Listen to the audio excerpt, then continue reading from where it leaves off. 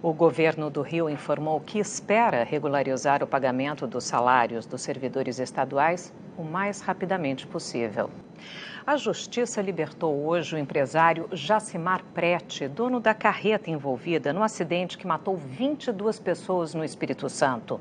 Jacimar Prete tinha sido preso ontem à tarde e foi solto porque a Justiça entendeu que a prisão em flagrante foi ilegal.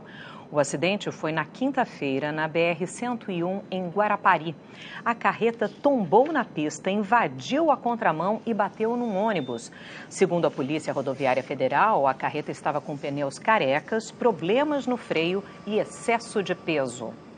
O ex-médico Roger Abdelmaci já está na casa dele, em São Paulo, para cumprir prisão domiciliar. Abdelmaci chegou ontem à noite. Ele estava num hospital do interior paulista com inflamação nos pulmões. A juíza Sueli Armani, da Vara de Execuções Penais, concedeu a prisão domiciliar com tornozeleira eletrônica. Abdelmaci tem 74 anos e foi condenado a 181 anos de prisão por estuprar pacientes na clínica dele de reprodução humana. Em São Paulo, um festival apresenta games que ainda vão chegar ao mercado. Produtores independentes tentam conquistar o público para conseguir também dinheiro para tirar a ideia do papel. Tá aí uma turma que se joga em outro mundo. Dá para virar cozinheiro de restaurante ou guerreiro num castelo. Eu gosto bastante de jogo que tenha tiro, de bater mesmo.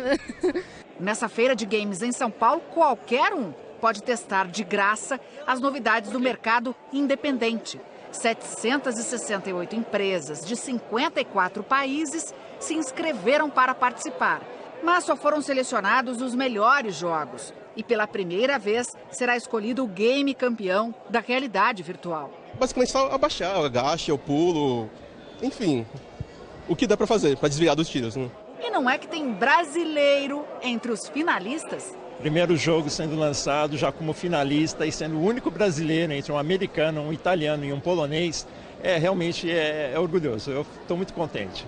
Não é só de diversão que vive esse mercado. A feira vai fazer várias rodadas de negociações. São esperados 450 empresários, 80 de outros países. Se gostarem de um game, por exemplo, eles decidem de que forma vão investir o dinheiro. Na distribuição, na publicidade, na produção ou na venda. Em uma semana, a feira deve movimentar quase 7 milhões de reais em contratos. O Brasil já tem mais de 200 empresas. De 2013 até dezembro de 2016, o setor cresceu de 600%. Numa época que foi difícil para todo mundo e esses rapazes se superaram e mostraram um Brasil que dá muito certo. O Paulo veio aprender. Ele quer criar o próprio jogo e sonho não falta. Um dia eu chego lá, deixa eu só começar a faculdade que eu chego lá. A Polícia Federal iniciou hoje uma varredura no edifício sede do Supremo Tribunal Federal em Brasília. A medida foi pedida pela própria presidente do Supremo, a ministra Carmen Lúcia, dias depois que a revista Veja divulgou que a Agência Brasileira de Inteligência teria grampeado o relator da Lava Jato no Supremo, o ministro Edson Fachin.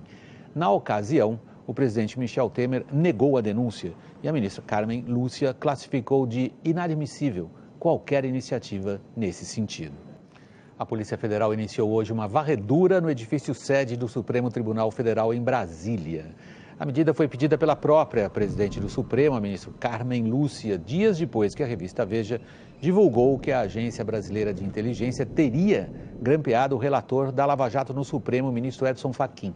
Na ocasião, o presidente Michel Temer negou a denúncia e a ministra Carmen Lúcia classificou de inadmissível qualquer iniciativa nesse sentido. A mulher do ministro do Tribunal Superior Eleitoral, Admar Gonzaga Neto, Hélida Souza Matos, registrou numa delegacia em Brasília um boletim de ocorrência contra o marido por violência doméstica. A agressão teria ocorrido após uma discussão na residência deles. A defesa do ministro divulgou uma nota em nome do casal. O advogado Antônio Carlos de Almeida Castro afirmou que eles lamentam o ocorrido e se desculpam com parentes e amigos. Disse ainda que tudo não passou de um desentendimento com a exasperação dos dois lados. De acordo com o advogado, Hélida já registrou uma retratação para pedir o arquivamento do caso. Pelo cargo que ocupa, Admar Gonzaga Neto tem foro privilegiado e só pode ser processado no Supremo Tribunal Federal. Antes de decidir pelo arquivamento ou não, o Supremo deve enviar o caso ao Ministério Público Federal. O ator Fábio Assunção foi detido hoje em Arco Verde, no sertão de Pernambuco, depois de se envolver em uma briga durante a festa de São João. A polícia informou que ele foi levado para o hospital, mas saiu de lá e se envolveu em nova confusão. Testemunhas disseram que ele estava alcoolizado. Assunção prestou depoimento, fez exame de corpo de delito e depois foi até o fórum para uma audiência de custódia. O juiz Tiago Pacheco Cavalcante determinou o pagamento de uma fiança no valor de R$ 9.370. O ator pagou, foi liberado para responder em liberdade. Fábio Assunção foi autuado por dano qualificado ao patrimônio público, desacato à autoridade, desobediência e resistência à prisão. O ator se manifestou nas redes sociais. Disse que lamenta muitíssimo o ocorrido, que era uma noite de celebração, que tinha acabado de exibir seu documentário filmado no sertão pernambucano, no palco principal do Festival de São João, que foi com a equipe confraternizar e a situação saiu do controle. E, infelizmente, saiu uma briga. O ator admite que errou ao se exceder, mas que não fez uso de nenhuma droga ilícita, o que será comprovado pelo exame toxicológico que ele afirma que pediu para ser feito. Diz ainda que será responsável pelos danos causados, que está bem e agradeceu pelas manifestações de carinho recebidas. Fábio pediu desculpas sinceras a todos. Disse que não é fácil reconhecer seus erros e que deseja aprender com eles. A gente vai falar agora da previsão do tempo, né, William? Você pode respirar um pouco depois de tudo que você leu? De tudo que nós lemos aqui. Bom, primeiro domingo do inverno é de tempo firme na maior parte do Brasil. Vamos conversar então com Eliana Marques lá em São Paulo. Eliana, boa noite para você. Cadê o inverno? Diz pra gente. Boa noite para você também, Sandra, para o William, boa noite a todos. Olha, o inverno está aí, a gente tem uma madrugada prevista aí que deve ser gelada. Só que nas capitais do sul do Brasil, a temperatura mínima pode ficar acima da média para junho. Mesmo assim, vai fazer frio. Quer ver só? Em Porto Alegre, o normal são uns 10 graus nessa época, mas amanhã pode fazer 15. Em Florianópolis, média de 13 graus de mínima em junho. Para amanhã, a previsão é de 16. Em Curitiba, que costuma ter aí mínima perto dos 8 graus, pode fazer 11 nesse domingo. E até mesmo em Campo Grande deve fazer menos frio que o normal para o mês. Em todas essas capitais aqui, tempo firme amanhã e o sol vai também brilhar forte em quase todo o país. Brasília, Cuiabá, Palmas e Porto Velho podem entrar em atenção por causa da baixa umidade do ar, então reforço na hidratação. Em Brasília, o dia começa frio, agora em Cuiabá faz calor de até 35 graus à tarde, em Palmas 36 e em Porto Velho 34 graus. Sandra. Eliana, e onde vai chover? Eu vi que ali no litoral do Brasil parece, não? Exatamente. Olha, chuva lá no extremo norte do Brasil e no litoral sim do Nordeste pode chover forte também, principalmente entre Rio Grande do Norte e Bahia. Essa chuva pode também atingir o litoral do Espírito Santo e o litoral norte do estado do Rio de Janeiro. Agora, na capital fluminense, a chuva começa a perder força. Pode vir ainda no período da manhã, também à noite. Em São Paulo já não chove, só que esfria. No Nordeste, Salvador é a capital que pode ter mais chuva amanhã. E no Recife pode chover a qualquer hora do dia também. Agora, nos destinos tradicionais das festas juninas, aí Caruaru, em Pernambuco e Campina Grande, na Paraíba, também pode chover amanhã e pode ser a qualquer hora do dia, Sandra. Ok, Eliana Marques, muito obrigada. Uma boa noite para você. Para vocês e para todos, boa noite. Fora do Brasil, chuvas fortes provocaram uma tragédia na China. Um deslizamento de terra matou 15 pessoas, deixou mais de 100 desaparecidos. Os homens das equipes de resgate ficaram pequenos frente ao tamanho do deslizamento. Toneladas de rocha e lama desceram a montanha arrastando o que havia pela frente e alterando o curso de um rio. Foi na província de Sichuan, centro-sul da China. Não se via qualquer vestígio de construções, ruas, postes, só pedras que as equipes de resgate tentavam retirar com as próprias mãos. Até para as máquinas o acesso era difícil. O deslizamento aconteceu de manhã, hora local. Os últimos dias foram de chuva forte na região, mas a tragédia pode ter sido agravada pela retirada da vegetação das encostas. A procura por sobreviventes entrou pela noite. Os socorristas conseguiram resgatar um bebê, o pai e a mãe, e trabalham para encontrar uma outra criança da família que está soterrada. Em outra província, também no sul da China, Fujian, rios subiram até 4 metros além do nível normal. Casas não resistiram e milhares de pessoas tiveram que ir para abrigos.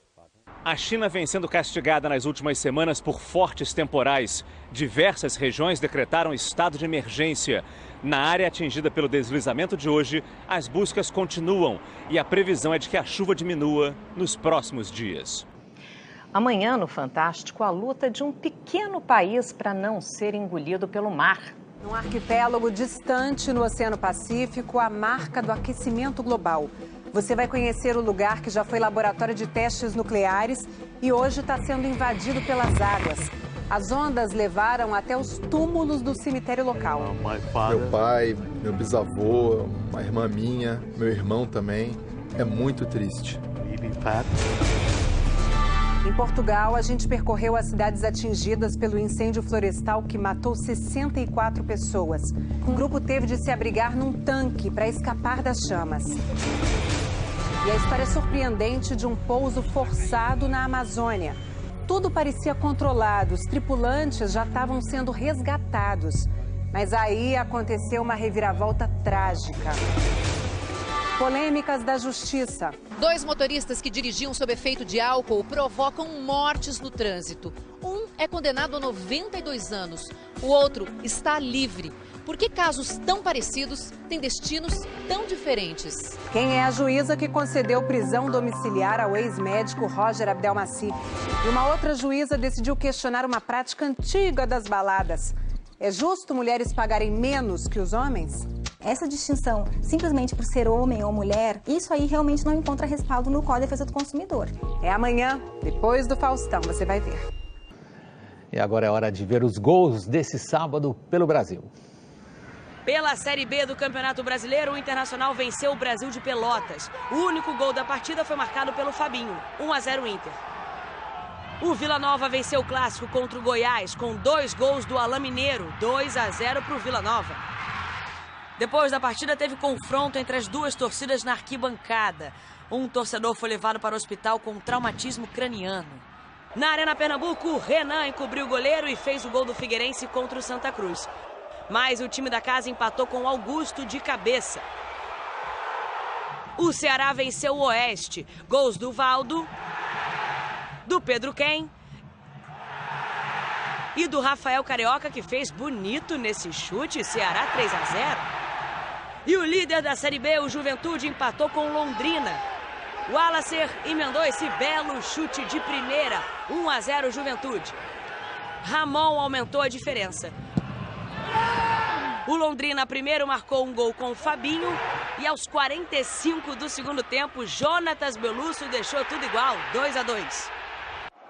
Guarani e Náutico. Fumagalli abriu o placar para o Guarani em cobrança de pênalti. O Giovani empatou para o Náutico, também batendo pênalti. E de novo o Fumagalli do Guarani fez de pênalti. Guarani 2-1. E pela Série A do Campeonato Brasileiro, o Sport venceu o Santos na Vila Belmiro por 1-0. Gol do Osvaldo.